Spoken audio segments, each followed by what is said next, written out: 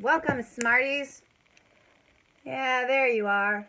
I see you. I see you getting smarter and smarter and smarter. Hey, we're going to read like pirates again. Let's pull out our treasure map. X marks the spot. Remember what our goal is. The key to being a good writer. And these are old keys, so they've been around a long time. This has been a key for a long time. This is not new stuff. This is some old, important stuff we all need to know. The key to being a good writer is being an amazing reader. So there's a connection. So when your home support provider, like your mom or your dad or your big brother or sister, grandma, grandpa, auntie, uncle, someone special you love, or your teacher says you need to read, not just because readers become leaders and rule the free world, but because readers then become writers, and writers become fighters for truth, justice, and liberty, and a whole lot of other things. But the important thing is that you mine deeply for the treasure, because every book that you read has treasure in it. In order for someone to become a published author and a published illustrator, they have to have had some skill set that was interesting enough for other people to be interested in.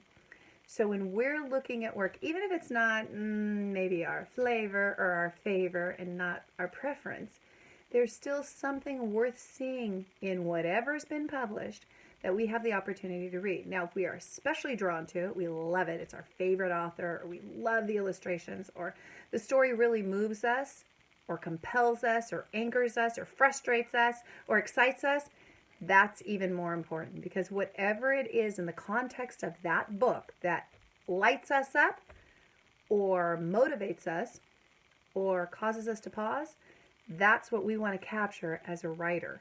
And we want to push that into our own writing. So today,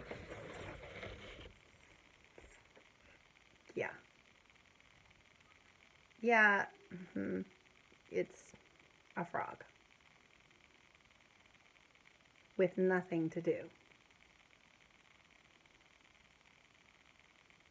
I can't give you something to do. I got plenty to do. You can't do my work. If you could, I'd be giving it to you in a minute. Yeah, they don't have anything for you to do either. You gotta find something for yourself. Oh, okay. He wants me to read a story. There's nothing to do. This book is written by Petit and it's illustrated by Boldt. Whoa. This sounds like something I've heard. Maybe something you've said. There's nothing to do. Now look on the cover. Writers. Notice it's a speech bubble.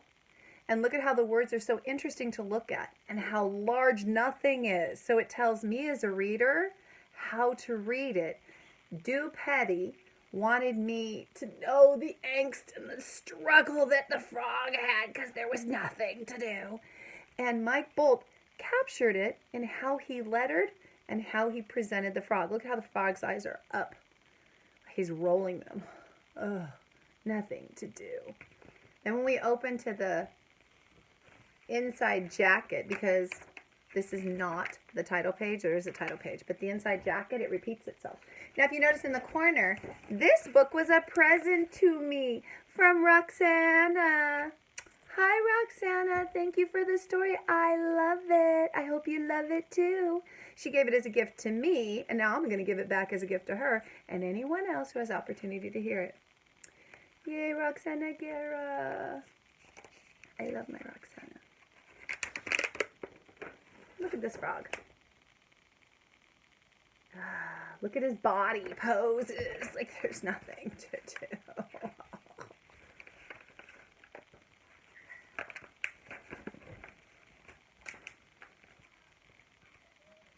I don't know what to do today. You can't think of anything? Frog laying there with nothing to do. Daddy Frog busy. I can think of lots of things. But I don't want to do any of them. Man, sounds like my house. We have a ton to do here. Nobody wants to do anything but me.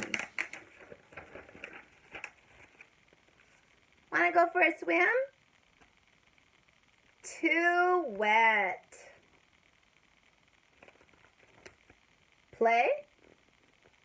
With what? Look at all the stuff around him. I hope you're not having this kind of frog day. You're gonna drive some grown-ups cuckoo. What's Pig doing? Probably something boring. That doesn't look boring. Sheesh. Then, clean your room.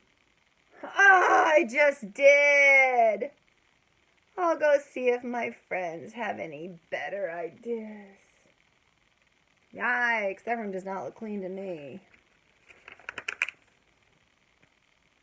Rabbit, what should we do today?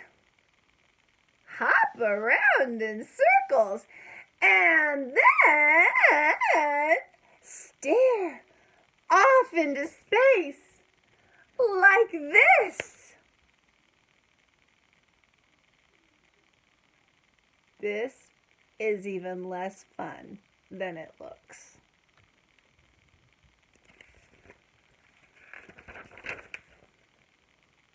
Cat! There's just nothing to do.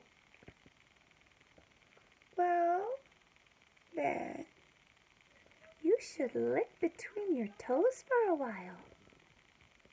Ew! If you know a better way to clean between your toes, I'd like to hear about it. Owl! I don't know what to do. Do you have any ideas? Sure.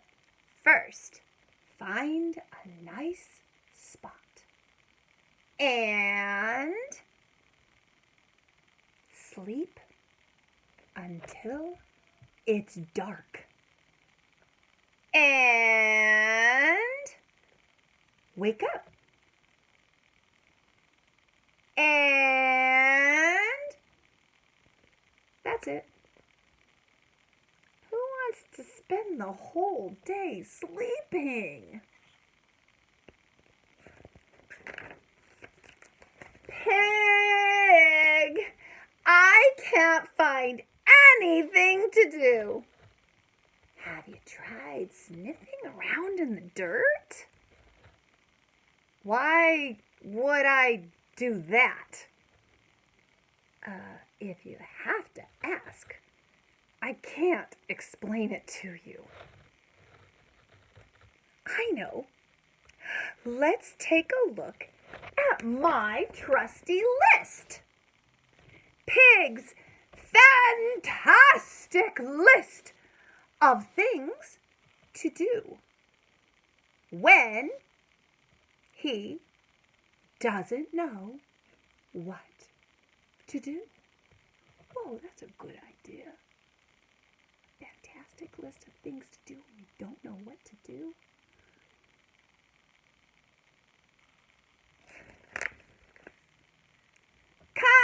Continued. Build model of Eiffel Tower. Hey, we saw they did that in the book. 2. Hum for 3 hours.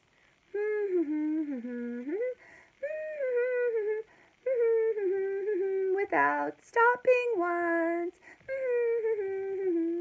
Check.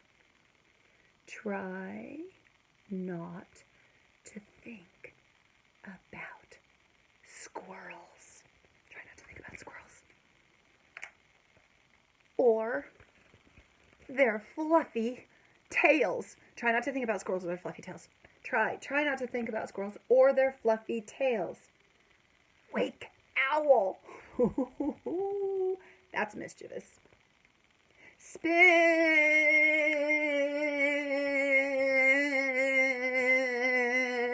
around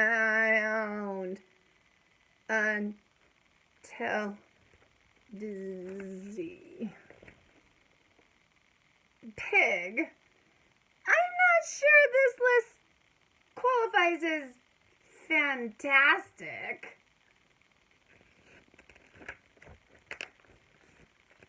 What's the matter? The day is almost over and I didn't do anything. Why do you have to do anything? Just be. Watch clouds go by. Think about stuff. Then put do nothing on your to-do list and check it off. Sometimes the best ideas come when you stop looking for them. Really? Let's try it. Take a deep breath. Empty your mind. Oh, it's empty. Be one with the universe. One with the universe. Check. Now, wait.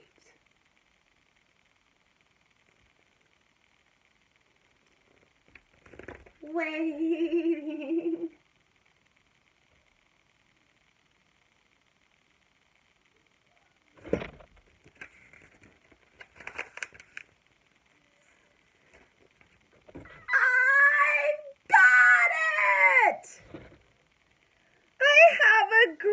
Idea.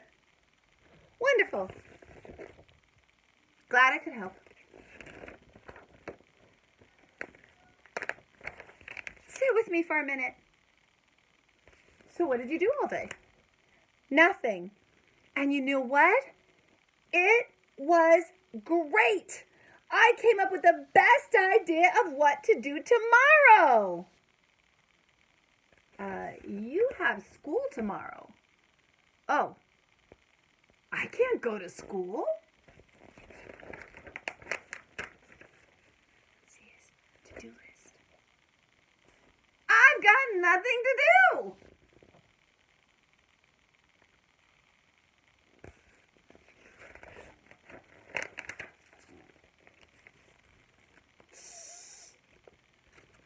That was pretty silly. Here's the thing, though. This is really focused on our first superpower, which is being mindful. Growth mindfulness is the most important superpower because it's how you regulate yourself. No one lives inside your brain and no one controls you. You're the boss of you. Your body and your brain do what you tell them to. So when you learn how to breathe and regulate and be safe and content within yourself, you will have mastered the first, most important quality of maybe being a human. Being okay with you. So even though this was kind of a silly book, and the funny part of it is, you're not going to go to school tomorrow either. Not because you don't have anything to do, but because school is officially closed. But that doesn't mean you can't learn, and that doesn't mean you can't grow, and that doesn't mean you can't write and read and play. But it's also okay for you to sit and breathe and be one with the universe, quiet. Now's kind of a good time for that. Take a walk. Be in your own skin. This is your safe place. K27, this place right here, where your heart is, that's your safe place. And then the areas around you, that's your safe space. And right now you get to be with people who love you, and when you go back to school, you'll get to be with other people who love you. But the person who has to love you the most is you. So I hope you enjoyed our story of there's nothing to do, because some days it's actually good to have nothing to do. And maybe part of today, if not all of today, is a good day for a little bit of nothing to do. Hey, thanks for sharing your story. It's pretty good. I don't really ever have nothing to do. I always have something to do. I usually have to say, I'm not going to do it because I want nothing to do. But it's not because I have nothing to do.